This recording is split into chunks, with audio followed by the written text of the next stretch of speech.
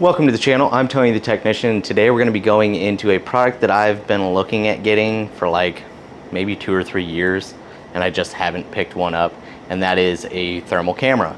I have an infrared thermometer or infrared gun, and while that's a fantastic tool, like these thermal cameras are just a huge step up from them. And HSFTools sent one over. They have a pretty big lineup of different ones, and the one we're going to be going over today is a little bit different design. A lot of the times you'll find the ones that are, you know, shaped just like the infrared guns. This one is a pocket design, so you can slide it in your pocket, but I've played with it for about 10 minutes and it is pretty amazing. So we're going to be going over the specs, features, pricing. I'll go over all the settings, how it operates, you know, all of its, you know, goodies. And it is pretty awesome. Not only is this going to be fantastic for automotive related issues, helping you solve issues, you can look at headers, see individual pipe temperatures. I can use it. If you guys follow the channel, you guys might know that I've had fuel pump issues in the past, which I believe is heat related. We can look at my fuel tank now, see the temperatures in there. You can even use it around the house, finding water leaks, air, you know, cold spots around the door, hot spots around the door, missing insulation in the ceilings. I mean, there's a ton of things that you can use these thermal cameras for, and it's pretty awesome. So I'm gonna go through as much information as possible and just kind of show you guys around the garage so you guys can see what the camera looks like when it picks different temperatures up. It's pretty amazing. So if you guys, any of you that have used or own a thermal camera and are pretty knowledgeable with them, if I forget to mention anything or if there's any questions that you guys may have, please feel free to drop a comment down below. I'll do my best to answer it. But those of you with a lot of experience with them, please feel free to help others out down below or just fill in maybe information that I forget to mention. All knowledge is helpful, especially for those that may be interested in looking at getting a thermal camera. I think this is a great option. So let's go ahead and get into it. Let me know your guys' thoughts on this. And if you guys enjoy, make sure to smash that thumbs up. I will have it linked down in the description for you guys if you guys are interested. And if you guys haven't subscribed, make sure to subscribe. Let's go ahead and take a look. So here it is. This is from HSFTools, like I stated, and this is the HP96. They do have multiple other thermal imagers available from them. I will have this one as well as a couple others linked down in the description. There's a couple cheaper than it and then a few more expensive than it.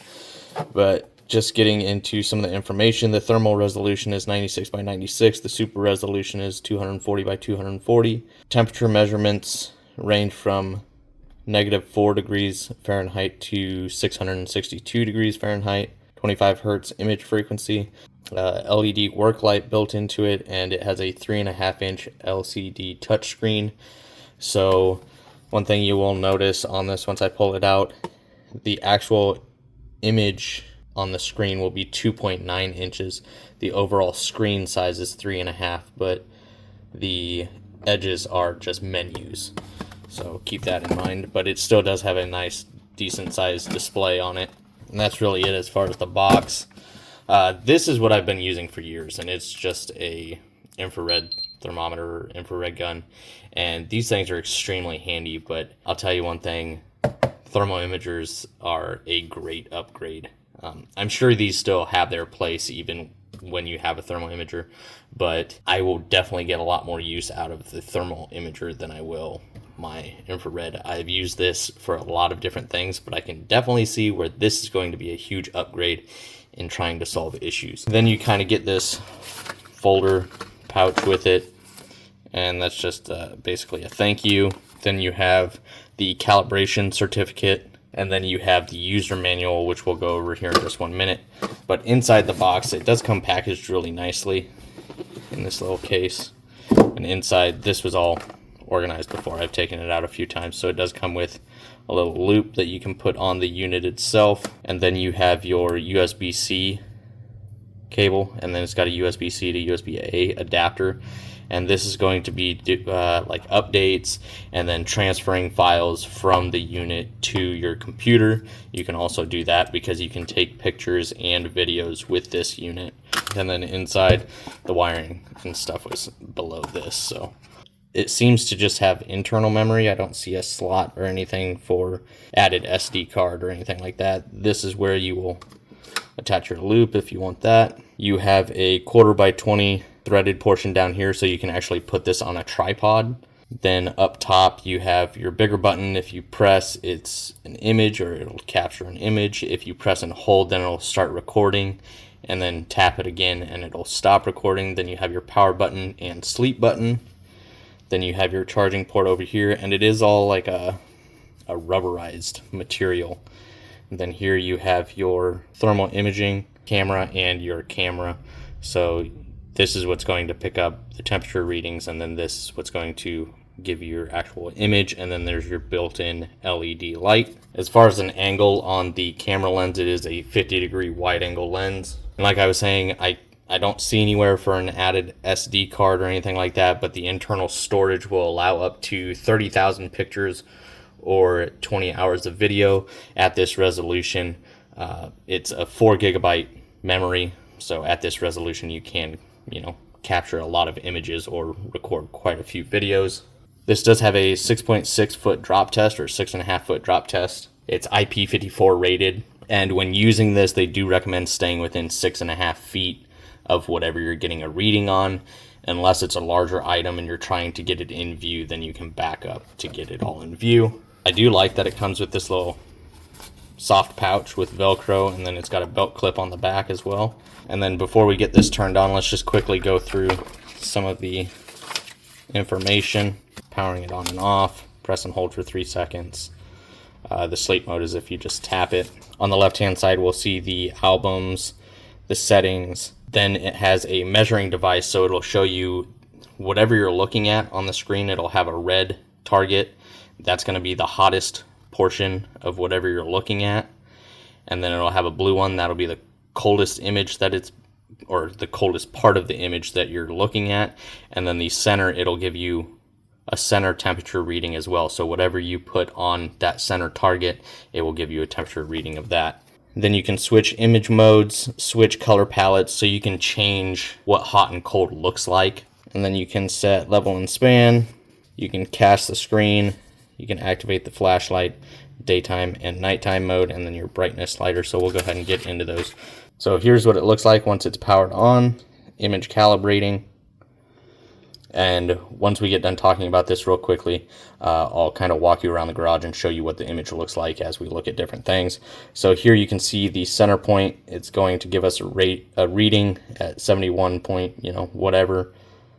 And then the minimum, you can see it moving around at 66 degrees.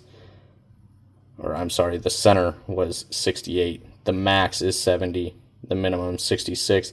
And you can see the targets moving around in the image, just depending on whatever you look at. This is just going to return you to home. If you have taken any images, like I just did, you can go into the gallery here and see that image, or you can delete the image.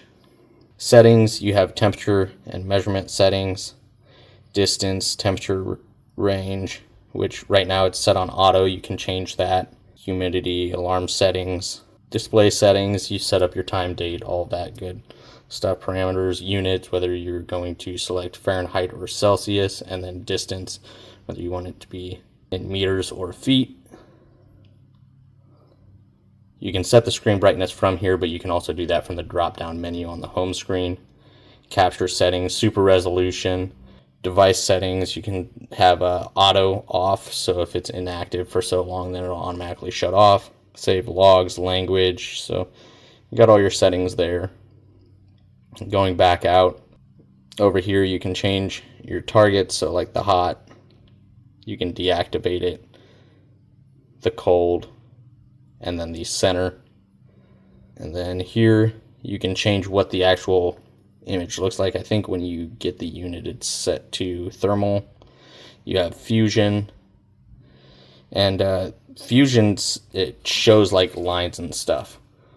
So like you can, I don't know, to me I can pick images out a little bit better by using that than just thermal. It kind of all edges are smoothed out, so you can see the heat from my hand left a handprint. And then you have this to where it's basically using the camera, and then just the center is using the thermal portion. Then you can set the level, blending, and visual. So this is basically just switched to just the camera. But you can see my handprint is still there. And then you can change the color palette. So like this is iron bow. You can change to whatever you like, and there are quite a few to select from.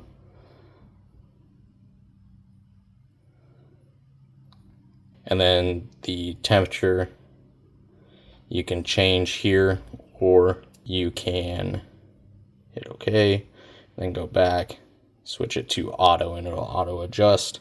And then you have a swipe down menu. So that's where you'll activate the flashlight and the daytime, nighttime mode, and your screen brightness. And the battery percentage is at 70. So let me go ahead and see if there's anything else that is worth noting, and then I will walk around the garage and show you guys what the image looks like. So you can add file names and stuff like that. We're not going to get into all of that, but using the camera with software, you can set the alarms. You can upgrade the device. This is just going over a description of all the different image modes, setting the color palette, and kind of what their explanation is. Auto manual on the level and span. You can zoom, and just maintaining the camera. So that's really it. But I will tell you, the build quality feels great. I like that it has a tripod mount, and it feels good in the hand. I like that it's pocket size and it comes with this pouch. And I think it's a really well designed unit. So before we get into looking around the garage, I do want to state your infrared guns are going to run, $15 to maybe $100 if you get a really nice one. But they're usually pretty inexpensive. And this one just runs off of a 9-volt battery.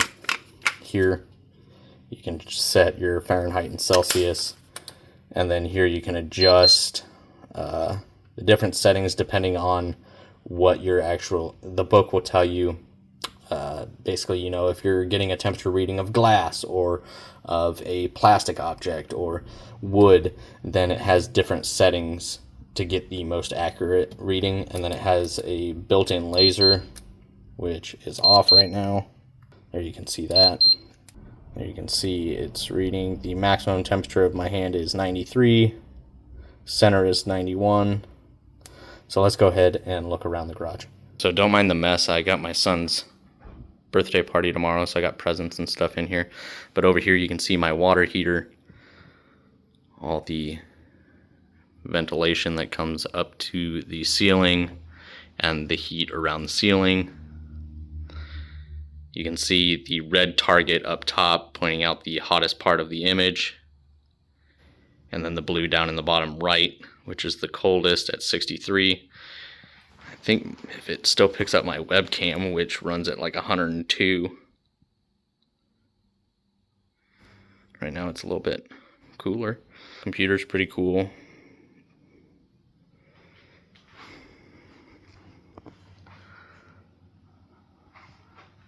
Okay, so I will be using this on my car. We're going to be doing a video on the headers, checking the different temperatures of each header or primary, and then we will also be using this to check out my fuel tank and seeing if we can see the fuel pump inside the tank, or if it'll pick up a hotter temp, near the center of the tank. We're going to see how that goes, because I do have an issue with, I believe, my fuel pump overheating. So we'll see how that goes, but I think this is going to be a great device for that. But just looking at my garage door, you can see the missing insulation basically all around just the edge on the ceiling. And I do have an insulated garage door, so the panels right there stay pretty cool. It is about 90 degrees outside, and it's about 70 in here. You can see where the insulation is not in the joints of the door. Then looking up in the corner, you can see there's a patch of missing insulation over here. And then where the wiring crosses, I believe, in my ceiling above where my lights are. It's not quite as hot today. I did this the other day, and you can see, oh, there you go. Here, let me stand on the other side, actually. there's basically a path from one light over to the other where there's no insulation. I believe that's where they have the wiring ran. I've been up there, but I didn't look, super hard, but it's really cool the things that you can pick up with this. Obviously the attic door is hotter because there's no insulation on it. You got to give it a second to adjust its temperature ranges. And I just realized I am actually recording on the device as well, so I'm going to go ahead and stop that. So we now have a 3-minute video on the actual device. So if we go in here, we can actually see there our video. But it's a really cool device, really handy. We're going to be doing future videos on this tool and using it to try and diagnose or see what the readings are when the car is running. And once I drive it for about an hour and a half, my pump starts to whine a little bit. So I want to get down there and see if that's due to heat. And I think that this device is going to help us with that. But once again, this isn't just great for automotive. This is going to be great for household things as well. But like I was saying, the infrared guns are like $15 to $100.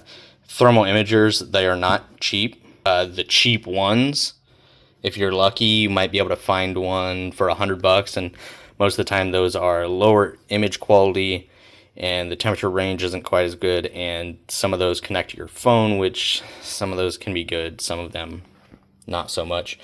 So the cheapest you're really gonna find is about $100, and they go up to like $600, and they can be quite expensive. But this one runs around $200 to $220 depending on if you catch it on sale on Amazon or not.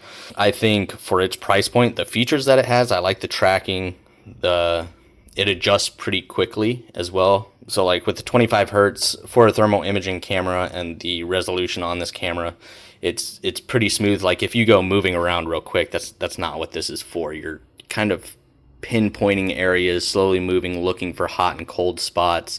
If you got a water leak, you can find water leaks in the walls. These things can be really handy. So I think at its price point and the features that it includes, it is a very good unit. And we will be doing, I don't know, I'll probably have a good solid 2 or 3 more videos on this device. Not just on the Camaro, but anytime I get a chance, I'll try and make a video on it so you guys can kind of get a better idea of it. But I'll have this one linked down in the description, as well as a couple others from their lineup. But if you guys have a thermal imager and have any input, please feel free to drop it down in the comments. It's always appreciated. And if you guys are interested, it's linked down below. If you guys enjoyed today's video, please make sure to smash that thumbs up. And if you guys haven't subscribed, make sure to subscribe. And I'll see you guys next time.